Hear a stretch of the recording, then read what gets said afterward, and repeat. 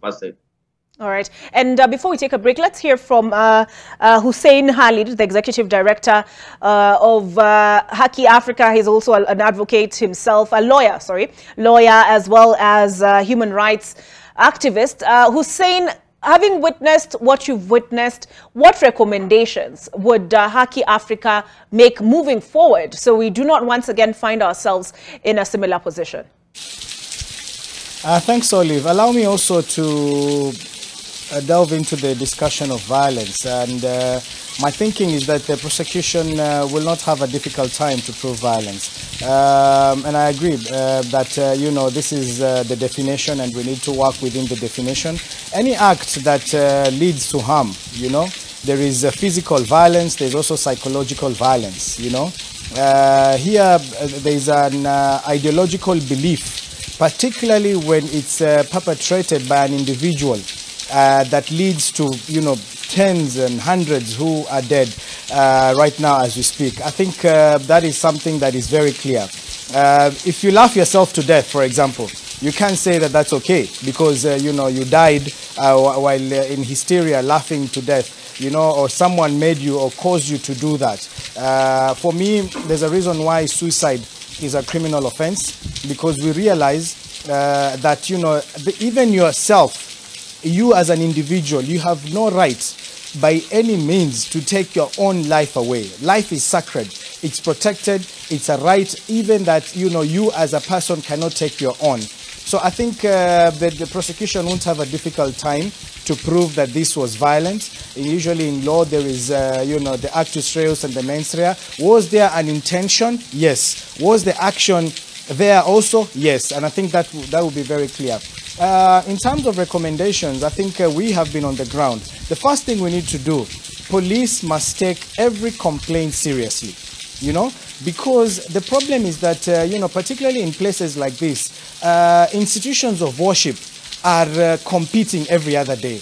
They file reports every other day. They accuse each other falsely every other day. So when we went this, you know, first time when we said there's a child and we fear that child will be killed, our officer went to the police station to report this. It was, you know, the same. Are you sure?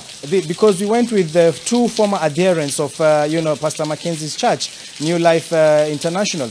And they were like, oh, these are the usual stuff. These guys are always pointing fingers at each other and all that. And we had to go on our own.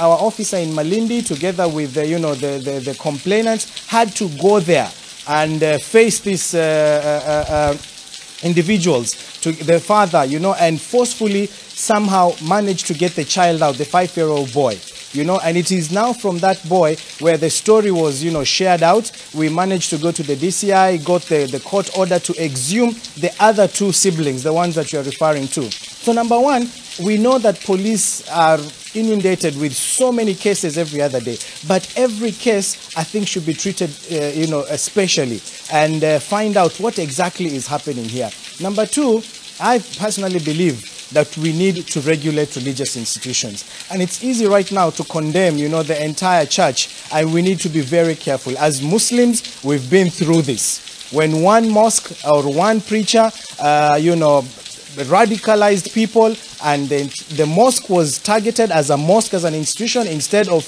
that individual or that one mosque, and we know what has happened.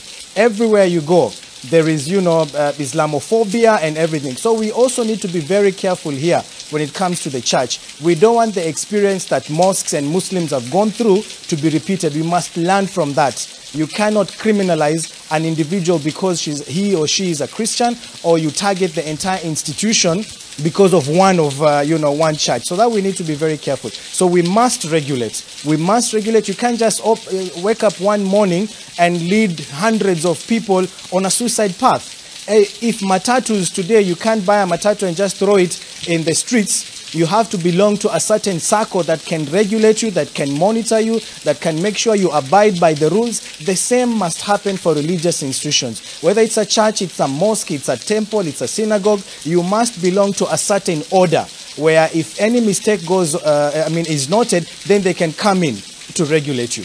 The third thing that I think we need to do better is to extend this community policing and nyumba kumi beyond the towns and cities. because right now, you know, this place is almost 100 kilometers from Malindi, where we are here. You actually drive and you see households. You drive until there are no more households. It's just bush and thicket. And then from the main road, you have to go inwards, cut across, you know, trees and all that before you even get to that burial center. So it's really, really, really, you know, in remote areas. So we must find ways. And this is just one area. We don't know what is happening in many of these remote areas. So hopefully this opens up the doors for people to now begin asking themselves what is happening in the interior, because I think as a country, as a nation, we have over-concentrated in the urban areas, the cities and the towns that we know of, and we have no idea of what is happening inside. The NIS, the ATPU, the DCI must go, you know, in details to understand what has happened here. We must learn from it, and it must never happen again in our country. All right, so we take that break, I promise. But when we come back,